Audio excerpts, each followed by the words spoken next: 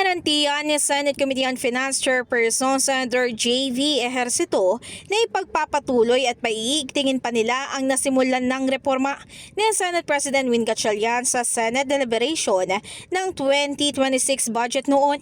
Kasama ng ating Vice Chairpersons at makasamahan sa Senado, iwawaksi natin ang pagwawaldas, susuriin ang bawat programa at sisiyasatin ang bawat ahensya.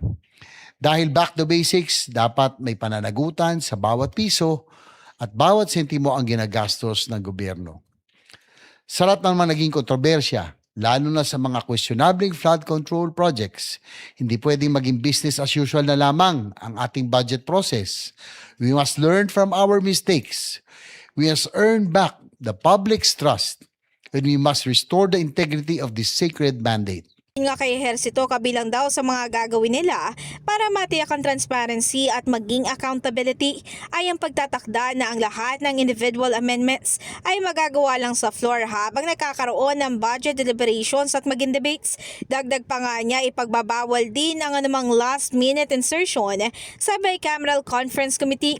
Dagdag pa nga niya, ipagpapatuloy din nila ang pagla-livestream sa Bicameral Conference Committee at maging ang paggamit sa Senate Budget Transparency Portal upang masundan ng publiko ang pinagdadaan ng proseso ng national budget mula nga sa proposal hanggang sa final enactment. Samantala, maliban pa rito, inilatag pa nga ni Ejercito ang ilan pa nilang balak na gawin. Sa pagpapatuloy ng anti-EPAL provision, titiyakin natin na ang ipamamahagi ay walang political branding o pakikialam. We will also continue to work with civil society organizations and other stakeholders, the academe, in monitoring the process. Patuloy natin pakikinggan ang kanilang mga pananaw at rekomendasyon habang sinusuri natin ang mga programa at pondong hinihingi ng bawat ahensya.